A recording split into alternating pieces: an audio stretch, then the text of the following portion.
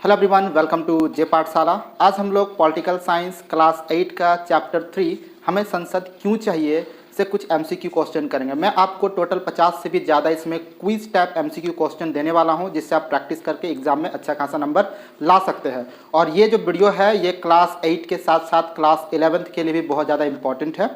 ये सभी क्वेश्चन बहुत ही ज़्यादा कॉम्पिटिटिव जो परीक्षा की तैयारी कर रहे हैं उसके लिए भी बहुत ज़्यादा इंपॉर्टेंट है। तो वीडियो में लास्ट तक बने रहिएगा। चलिए वीडियो को शुरू कर लेते हैं। अभी तक आप चैनल पर नए हैं, सब्सक्राइब नहीं किया तो इसे सब्सक्राइब कर लीजिएगा। आपका पहला प्रश्न है, भारतीय राष्ट्रीय कांग्रेस की स्थापना कब हुई? सही जवाब है ऑप्शन बी, 1885 ईस्वी में। अगला प्रश्न है, राज्यसभा में वर्तमान में कुल कितने सदस्य हैं? सही जवाब है ऑप्शन बी, 245। अगला प्रश्न है, राज्यसभा में सदस्यों का कार्यकाल कितना होता है? इसका सही जवाब है ऑप्शन डी, 6 वर्ष का। संसद का कार्य क्या है? और इसका सही जवाब हो जाएगा ऑप्शन डी, उपरोक्त सभी। अगला प्रश्न है, भारतीय संसद का अंग है, और इसका सही जवाब होगा ऑप्शन डी, उपरोक्त सभी। लोकसभा में बहुमत हासिल करने के लिए न्यूनतम कितने सदस्य होने चाहिए? सही जवाब है 272। अगला प्रश्न है, निम्नलिखित में एक राष्ट्रीय दल नहीं है। इसका सही जवाब ऑप्शन ए है, तेलुगु देशम पार्टी। अगला प्रश्न है, भारतीय संसद कहाँ स्थित है? इसका सही जवाब होगा ऑप्शन डी, नई दिल्ली। अगला प्रश्न है, भारत में 500 रुपये का नोट किस स्तर की सरकार जारी कर सकती है? तो इसका सही जवाब होगा ऑप्शन ए, केंद्र सरकार। राज्यसभा के पदेन सभापति कौन होता है? सही जवाब होगा ऑप्शन सी, उपराष्ट्रपति। राष्ट्रपति राज्यसभा में कितने सदस्य मनोनीत कर सकता है? सही जवाब है 12, ऑप्शन सी। अगला प्रश्न है, भारत में लोकसभा की अधिकतम सीटें किस राज्य में हैं? इसका सही जवाब ऑप्शन बी है, उत्तर प्रदेश। लोकसभा में कुल कितने सदस्य होते हैं? तो 2019 में संविधान संशोधन हुआ है, तो अब 550 है, ऑप्शन सी। निम्न में से भारतीय संसद का अंग नहीं है, तो इसका सही जवाब होगा सर्वोच्च न्यायालय। राज्यसभा के सदस्यों के लिए न्यूनतम आयु कितनी है? तो इसका सही जवाब होगा ऑप्शन सी, 30 वर्ष। अगला प्रश्न है, 15वीं लोकसभा का गठन कब हुआ था? इसका सही जवाब ऑप्शन सी होगा 2009। किस वर्ग के लिए सीटों का आरक्षण किया जाता है? तो इसका सही जवाब होगा ऑप्शन सी, एसी एसटी दोनों के लिए। अगला प्रश्न है, भारत में लोकसभा का कार्यकाल कितना होता है? इसका सही जवाब ऑप्शन ए है, 5 वर्ष। अगला प्रश्न है, 15वीं लोकसभा चुनाव में सबसे बड़े दल के रूप में कौन उभरा था? सही जवाब ऑप्शन बी, कांग्रेस। वोट डालने के लिए भारत में वयस्क आयु कितनी है? इसका सही जवाब होगा ऑप्शन ए, 18 वर्ष। राष्ट्रपति लोकसभा में कितने सदस्य मनोनीत कर सकता है?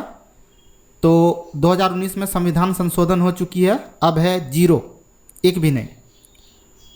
भारतीय संसद के कितने अंग हैं?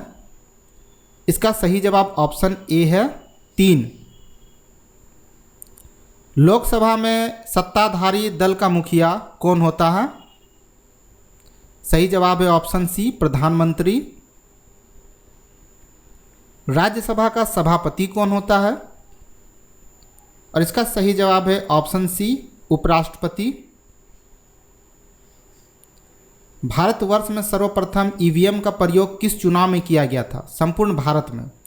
इसका सही जवाब होगा option A, 2004। Government of India act कब बना? सही जवाब है 1919 में।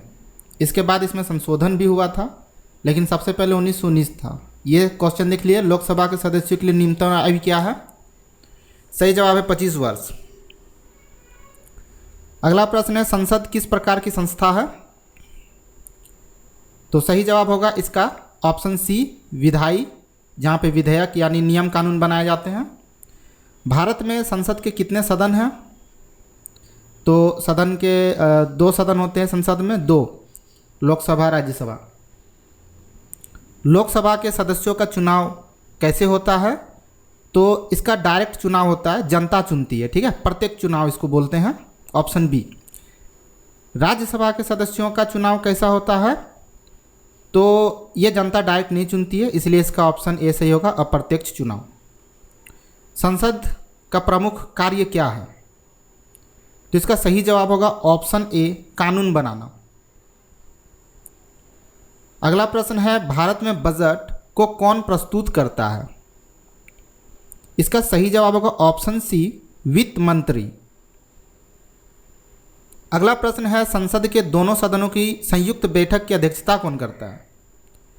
सही जवाब है ऑप्शन सी लोकसभा का अध्यक्ष। राज्यसभा का अस्थायी सदन कहलाता है क्योंकि यह कभी भंग नहीं होती है, ऑप्शन ए सही होगा।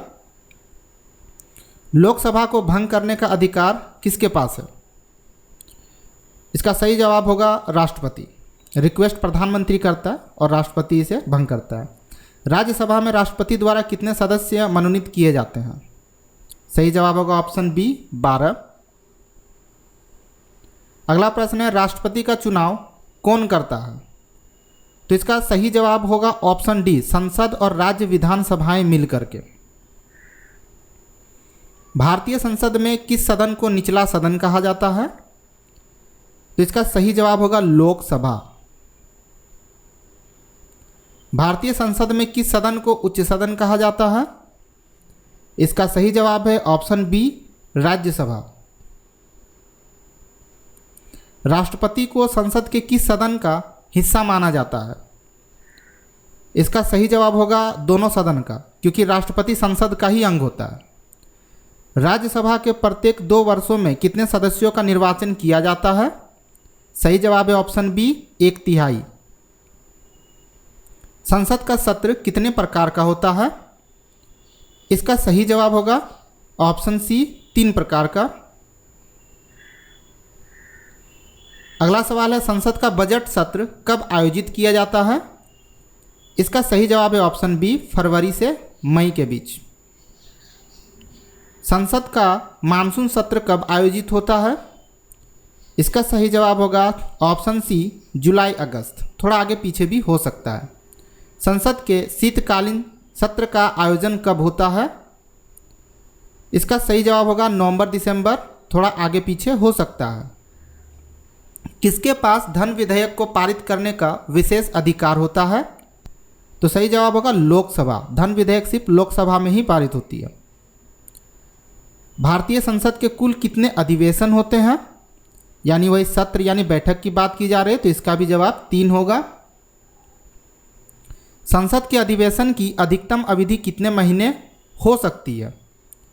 यानी बैठक मैक्सिमम 6 महीने हो सकती है, ऑप्शन बी सही है। भारतीय संसद में किसे सरकार का प्रमुख माना जाता है? सही जवाब ऑप्शन बी प्रधानमंत्री।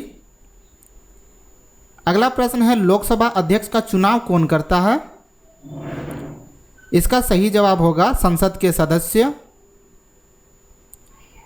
अगला प्रश्न है राज्यसभा के राष्ट्रपति कौन होते हैं, सभापति कौन होते हैं? सही जवाब है उपराष्ट्रपति। संसद में किसी विधेयक को कानून बनने के लिए कौन स्वीकृति प्रदान करता है? सही जवाब है ऑप्शन ए राष्ट्रपति। अगला प्रश्न है संसद में धन विधेयक पहले किस सदन में प्रस्तुत किया जाता है? तो इसका सही जवाब होगा ऑप्शन बी लोकसभा। संसद में अविश्वास प्रस्ताव किसके खिलाफ लाया जाता है? तो इसका सही जवाब होगा ऑप्शन बी प्रधानमंत्री और मंत्रिपरिषद के खिलाफ। संसद का कौन सा सदन अस्थायी होता है? तो इसका सही जवाब होगा ऑप्शन बी राज्यसभा। यह भंग नहीं होती है। संसद में किस प्रक्रिया के तहत मंत्रिपरिषद के कार्यों की समीक्षा की जाती है? तो इसका सही जवाब होगा प्रश्नकाल के दौरान। संसद का कौन सा सदन ज़्यादा शक्तिशाली होता है? तो सही जवाब होगा ऑप्शन ए लोकसभा, क्योंकि यहाँ जनता के प्रतिनिधि होते हैं। संसद का सत्रावसान कौन करता है, यानी संसद स्थगित कौन करता है? तो सही जवाब होगा राष्ट्रपति।